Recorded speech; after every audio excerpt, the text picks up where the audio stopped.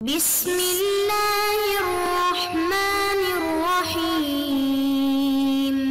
السلام علیکم ورحمۃ اللہ وبرکاتہ۔ بسم اللہ الرحمن الرحیم۔ عزیز طلباء کرام، ایم اے اسلامیات کے مضمون فقہ و اصول الفقہ کا آج ہمارا سبق نمبر 141 ہے، جس کا عنوان ہے کتاب الطلاق کا الجملۃ الرابعہ، اور انشاءاللہ آج ہم وَأَمَّا الَّتِي ارتفعت سے پڑھیں گے۔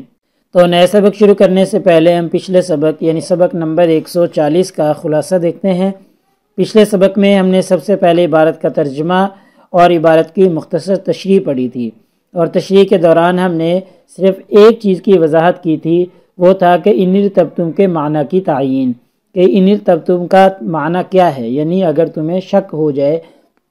تو اس معنی کی تعیین پچھلے سبق میں ہم نے فقہاء کرام کے اقوال کی روشنی میں کی تھی۔ تو انشاءاللہ آج کے اس سبق میں ہم سب سے پہلے عبارت کا ترجمہ اور عبارت کی مختصر تشریح دیکھیں گے، اور مختصر تشریح کے دوران ہم کسی سبب سے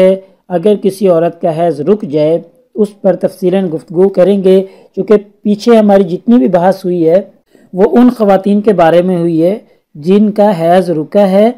لیکن بغیر کسی سبب کے رک گیا ہے، کوئی سبب، کوئی بیماری، کوئی عارضہ لاحق نہیں تھا، بغیر کسی سبب کے حیض رک گیا۔ تو آج کے اس سبق میں ہم ان خواتین کی عدت کے بارے میں بات کریں گے کہ جن کا کسی سبب کی وجہ سے حیض رک گیا ہو۔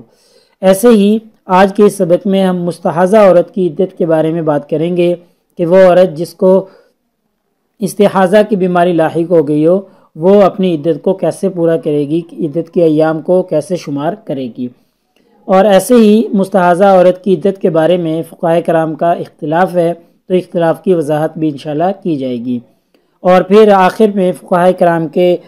دلائل بھی دیے جائیں گے کہ فقہاء کرام کی جو آراء ہیں ان پر ان کے دلائل اور مستدلات کیا کیا ہیں، انشاءاللہ تفصیلاً گفتگو کریں گے۔ تو دیکھتے ہیں آج کی ہماری یہ عبارت ہے، وَأَمَّا الَّتِي ارْتَفَعَتْ حَيْضَتُهَا لِسَبَبٍ مَعْلُومٍ،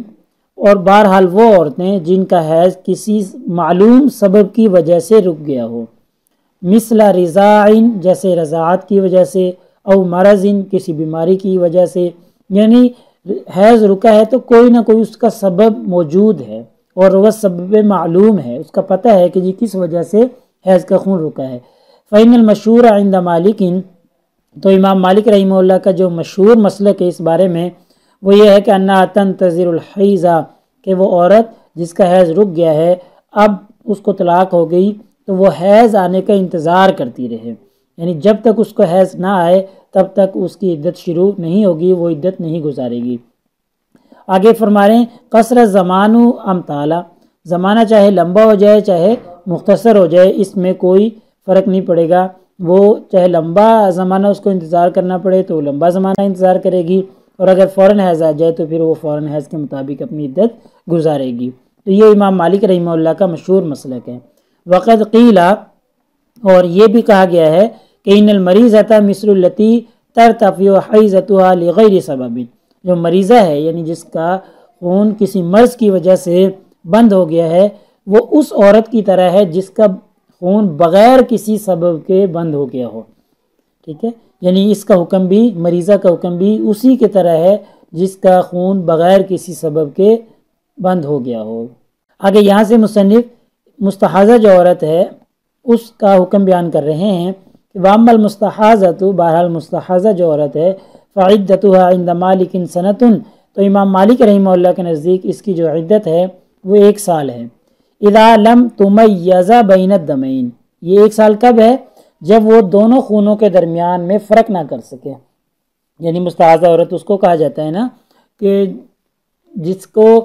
ایام حیض میں حیض آتا رہے اور اس کے بعد بھی حیض آتا رہے، تو فقہاء کہتے ہیں کہ جو ایام حیض میں اس کو خون آ رہا ہے وہ تو حیض کا شمار ہوگا، اس کے بعد جو آ رہا ہے وہ استحاضہ کا ہوگا، تو ایسی عورت کو مستحاضہ کہا جاتا ہے۔ یا بعض اوقات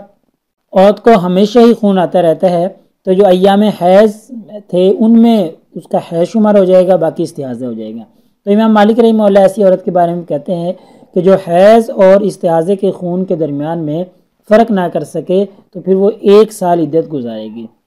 فَإِن مَيَّزَتْ بَيْنَ الدَّمَيْنِ، اگر وہ دونوں خونوں کے درمیان میں تمیز کر لے، فرق کر لے، اس کو پتہ چل جائے رنگ وغیرہ دیکھ کر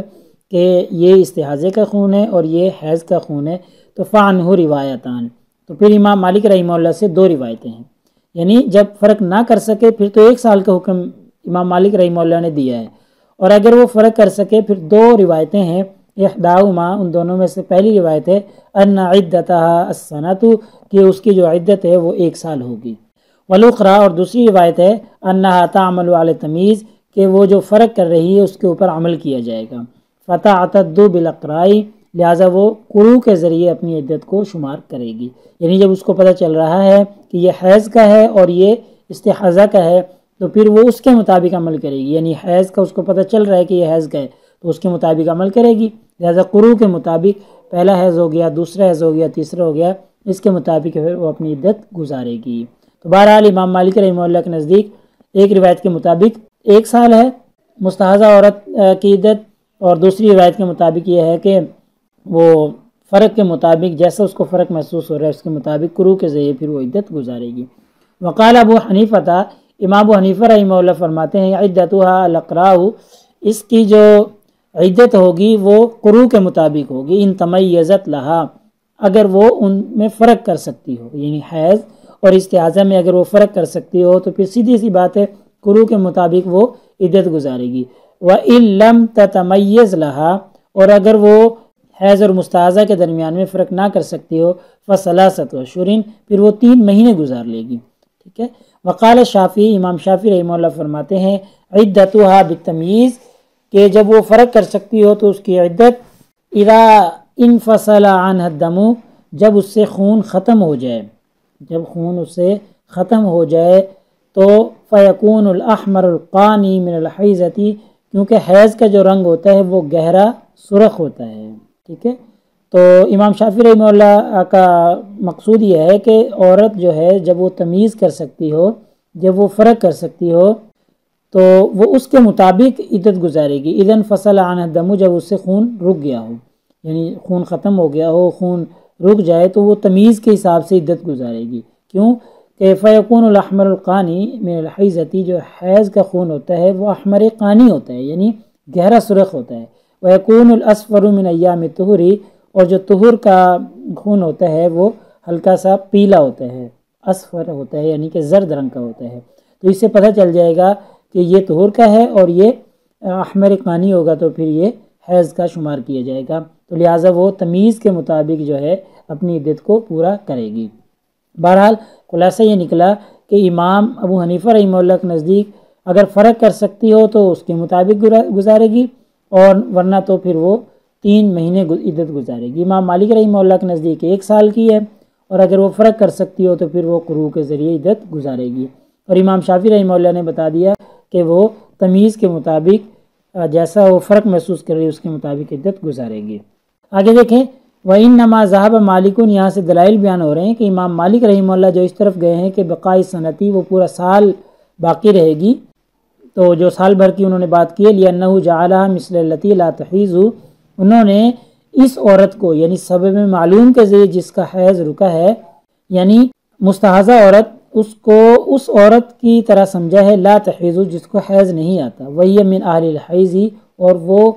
اہل حیض میں سے ہو، یعنی ان عورتوں میں سے ہو جن کو حیض آتا ہے لیکن اس کا حیض بند ہو گیا ہو، اس کو حیض نہ آتا ہو، تو ایسی عورتوں پر مستحاضہ کو قیاس کر کے 1 سال کا حکم دیا ہے۔ یہ امام مالک رحمہ اللہ کی ہے۔ و شافعی، اور امام شافعی رحمہ اللہ کی دلیل یہ ہے کہ انما ذهب فی العارفۃ ایامها، امام شافعی رحمہ اللہ اس طرف گئے ہیں کہ وہ اس عورت کے اوپر قیاس کرتے ہیں جس کو اس کے ایام معلوم ہوں کہ ان ایام میں ان کو حیض آتا ہے، اب اس کا استحاضہ شروع ہو گیا، بیمار ہو گئی، تو اب اس کو پتہ تو ہے نا کہ جی ان ایام میں اس کا حیض شروع ہوتا تھا، تو اب عارفہ بالایام ہے وہ، یعنی اپنے ایام کو جاننے والی ہے، تو انہا تعمل علی معرفتہا، تو لہٰذا وہ اپنی معرفت کے مطابق عمل کرے گی، اپنے ان ایام کو حیض شمار کرے گی۔ قیاساً علی الصلاۃ، انہوں نے نماز کے اوپر قیاس کیا ہے، لقولہ صلی اللہ علیہ وسلم، کیونکہ نبی کریم صلی اللہ علیہ وسلم کا فرمان ہے للمستحاضۃ، مستحاضہ عورت کے لیے، اترکی صلاۃ ایام اقرائیہ، کہ وہ اپنے حیض کے دنوں میں نماز کو چھوڑ دے، فاذا ذهب عنک، جب وہ حیض کے دن اس سے چلے جائیں، قدرھا، تو فغسلی الدم، تو پھر وہ اس کے مطابق غسل کر لے۔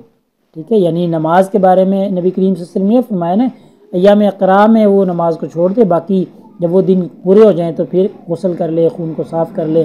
اور پھر وہ نمازیں پڑھنے لگ جائے۔ تو اس پر قیاس کرتے ہوئے امام شافعی رحمہ اللہ نے بھی یہی حکم دیا ہے کہ وہ اپنے حیض کے دنوں کو اپنی عدت شمار کرے گی، اس کے بعد پھر باقی کے ایام شمار کرے گی، پھر وہی ایام آئیں گے تو پھر اس طریقے سے وہ اپنی عدت کو پورا کر لے گی۔ وَإِنَّمَا اعْتَبَرَ تَمِيزَ لِقَوْلِهِ صلی اللہ علیہ وسلم، اور جو امام شافعی نے یہ بات کی ہے کہ اپنی تمیز کا اعتبار کرے گی، وہ نبی کریم صلی اللہ علیہ وسلم کے اس فرمان کی وجہ سے کہ لفاطمہ بنت حبیش، فاطمہ بنت حبیش کے لیے آپ صلی اللہ علیہ وسلم نے فرمایا تھا اذا کان دم الحیض، جب حیض کا خون ہو فإنه دم اسود، تو جو حیض کا خون ہوتا ہے وہ سیاہ رنگ کا خون ہوتا ہے، یعرف، یہ معروف بات ہے۔ فإذا کان ذالک، اور یہ صورت حال ہو تو نماز سے باز رہو، فمسکی عن الصلاۃ، نماز سے رک جاؤ، ٹھیک ہے۔ جب سیاہ رنگ کا خون ہو تو یہ حیض کا خون ہوگا، لہٰذا پھر اس دوران فمسکی عن الصلاۃ، نماز سے رک جاؤ۔ فإذا کان الآخر، اور جب یہ صورتحال ختم ہو جائے تو فتوضئی، وضو کرو، وصلی، اور نماز پڑھو، فإنہا ہوا عرق، کیونکہ اب یہ جو خون آ رہا ہے یہ حیض کا نہیں بلکہ استحاضہ کا ہے۔ تو اب اس میں جو تمیز کا حکم دیا ہے وہ اس لیے دیا ہے کہ جب اس کو پتہ چل جائے، فرق پتہ چل جائے کہ سیاہ کا ہے تو یہ حیض کا ہے، جب اور رنگ کا بدل جائے تو پھر وہ طہور کا ہوگا، لہٰذا اس میں پھر وہ نماز شروع کر دے گی، تو اس لیے تمیز کا حکم دیا گیا ہے۔ خرجہ ابو داؤد، اس کو امام ابو داؤد نے تخریج کیا ہے اس روایت کو جو فاطمہ بنت حبیش کے لیے۔ وَإِنَّمَا ذَهَبَ مَنْ ذَهَبَ إِلَىٰ عِدَّتِهَا بِالشُّهُورِ، اور وہ فقہا جو اس طرف گئے ہیں کہ اس کی عدت جو ہے مہینوں کے ذریعے ہوگی، عدت بالشہور ہوگی، یہ جیسا کہ ہم نے پیچھے پڑھا ہے امام ابو حنیفہ رحمہ اللہ کا مسلک تھا۔ تو اذا اختلط علیہ الدم، یہ اس وقت ہے جب اس پر خون جو ہے وہ مختلط ہو گیا ہو، اس کو پتہ نہ چل رہا ہو کہ جی کون سا خون کس چیز کا ہے۔ لأنه معلوم فی الاغلب، کیوں؟ اس لیے کہ لأنه معلوم فی الاغلب، کیونکہ اغلبی طور پر، اکثری طور پر یہ بات معلوم ہے، انہا فی کل شہر تحیض، کہ عورت کو ہر مہینے جو ہے وہ حیض آتا ہے۔ وقد جعل اللہ العدۃ بالشہور، اور اللہ تعالیٰ نے عدت کو بھی مہینوں کے ذریعے گزارنے کا حکم دیا ہے، شمار کرنے کا حکم دیا ہے۔ کس وقت؟ عند ارتفاع الحیض، جب حیض ختم ہو جائے، وخفاؤہ کا ارتفاعی، اور اس سے مخفی ہو جانا ایسے ہی ہے جیسا کہ اس کا ختم ہو جانا۔ جب پتہ ہی نہیں چل رہا کہ حیض آ رہا ہے یا نہیں آ رہا تو اس سے مخفی ہے، پتہ نہیں چل رہا، تو پھر گویا ایسے ہی ہے جیسے یہ ختم ہو گیا۔ جب ختم ہو جائے تو پھر حکم کیا ہے کہ عدت بالشہور پوری کریں۔ تو لہٰذا امام ابو حنیفہ رحمہ اللہ نے یہ حکم اس لیے دیا ہے کہ گویا ایسے ہو گئی وہ جیسے اس کو حیض ہی نہیں آتا، مخفی ہونا ایسے ہی ہے جیسے اس کا ختم ہو جانا۔ بہرحال فقہا کے اقوال ہم نے پچھلے عبارت میں دیکھ لیے، اور اس عبارت میں ہم نے ان تینوں چاروں کے دلائل بھی تفصیلاً دیکھ لیے ہیں۔ تو سبق کا خلاصہ یہ نکلا کہ اس سبق میں ہم نے سب سے پہلے عبارت کا ترجمہ اور عبارت کی مختصر تشریح پڑھی ہے، اور مختصر تشریح کے دوران ہم نے مسئلے کی وضاحت کی کہ کسی سبب سے اگر حیض رک جائے، یعنی وہ سبب معلوم ہو، بیماری ہو یا رضاعت ہو یا کوئی بھی ایسی صورت ہو، تو پھر کیا حکم ہوگا تفصیلاً ہم نے دیکھ لیا ہے۔ اور مستحاضہ عورت کی عدت کے بارے میں آج ہم نے تفصیلاً پڑھا ہے کہ مستحاضہ جس کا حیض بھی آتا ہو اور جس کو حیض کے بعد بھی خون آتا ہو، ایسی عورت کو مستحاضہ کہا جاتا ہے۔ تو اس کی عدت کا کیا حکم ہے؟ فقہا کے 4 اقوال تھے، چاروں پر ہم نے تفصیلاً بات کر لی ہے، یعنی فقہا کے اختلاف تھا، اختلاف کی وضاحت مکمل طور سے ہو گئی ہے۔ پھر آخر میں ہم نے فقہا کے دلائل بھی پیش کیے ہیں۔ یہ چاروں فقہا، امام ابو حنیفہ، امام شافعی، امام مالک رحمہ اللہ، اور امام مالک رحمہ اللہ سے 2 روایتیں، ان کی ہم نے دلائل پر تفصیلاً گفتگو کر لی ہے۔ تو پیپر میں پوچھے جانے والے سوالات سے متعلق اگر بات کی جائے تو وہی سوال کہ جی مذکور عبارت کا ترجمہ اور تشریح کریں، اور ایسے ہی مستحاضہ عورت کی عدت کا حکم فقہا کے اقوال کی روشنی میں بیان کریں۔ دلائل بھی پوچھے جاتے ہیں، تو اس طریقے سے آج کے اس سبق میں مستحاضہ عورت کی عدت کا حکم تفصیلاً ہم نے دیکھ لیا ہے۔ یہ ایک سوال ہے پورا جو کہ ہمارا آج کے اس سبق میں مکمل ہو گیا ہے۔ تو اگلے سبق نمبر 142 میں اسی ترتیب سے انشاءاللہ آگے چلیں گے۔ کتاب طلاق کا الجملۃ الرابعہ پہ ہم چل رہے ہیں، تو انشاءاللہ وَأَمَّا الْمُسْتَرَابَةُ سے آگے پڑھیں گے، یعنی مسترابہ جو عورت ہے اس کی عدت کا کیا حکم ہے، تفصیلاً گفتگو اگلے سبق میں کرتے ہیں۔ جزاکم اللہ خیر۔ السلام علیکم ورحمۃ اللہ وبرکاتہ۔ اگلے سبق تک اجازت چاہتا ہوں۔